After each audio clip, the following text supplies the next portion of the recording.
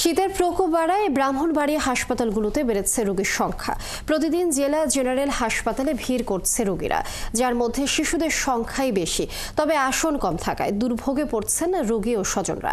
এদিকে রোগ ব্যাধির প্রকোপ থেকে রক্ষা পেতে চিকিৎসকরা সতর্কতা অবলম্বনের পরামর্শ দিচ্ছেন। জালাল উদ্দিন রুমের তথ্য ছবিতে প্রতিবেদন। প্রতিদিন জেলার বিভিন্ন স্থান থেকে ডায়রিয়া, নিউমোনিয়া ও শ্বাসকষ্ট নিয়ে ব্রাহ্মণবাড়িয়া সদর হাসপাতালে চিকিৎসা নিতে আসছেন রোগীরা। কালার এক্সপার্ট, জর্জ স্যাপ এবং মাইল্ড অন হ্যান্ডস টেকনোলজি সমৃদ্ধ অরিক্স ক্রিস্টাল ওয়াশ আপনার লন্ড্রি এক্সপার্ট।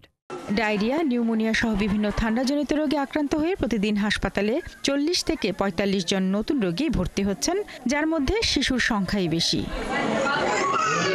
রোগী ও স্বজনদের অভিযোগ, রোগীর সংখ্যা বেশি হওয়ায় চিকিৎসা সেবা ব্যাহত হচ্ছে।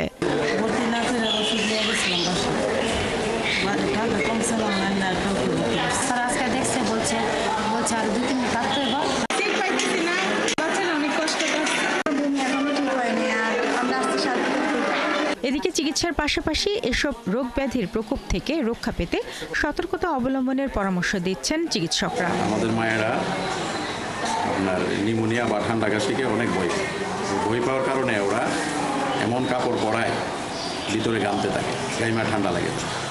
এজন্য বাচ্চাদেরকে আপনি খোলামেলা ড্রেস পরাইতে হবে। বেশি ঠান্ডা হলে প্রয়োজনে একাধিক ড্রেস পরাইতে হবে এবং ড্রেসটা হইতে হবে সুতি কাপড় সম্পর্কে। হাসপাতালের তথ্য অনুযায়ী হাসপাতালে ডায়রিয়া ওয়ার্ডে 27টি সিট থাকলেও ভর্তি রয়েছে 91 জন রোগী। শিশু ওয়ার্ডে আসন সংখ্যা 25টি হলেও চিকিৎসা নিচ্ছেন 40 জন। সমস্যা সমাধানে উদ্যোগ নেওয়ার কথা জানান জেলা স্বাস্থ্য বিভাগের প্রধান কর্মকর্তা।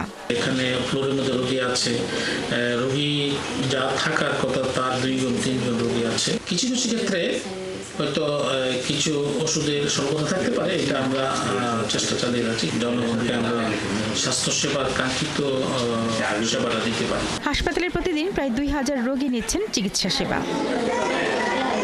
শারমিন স্বপ্না, 71।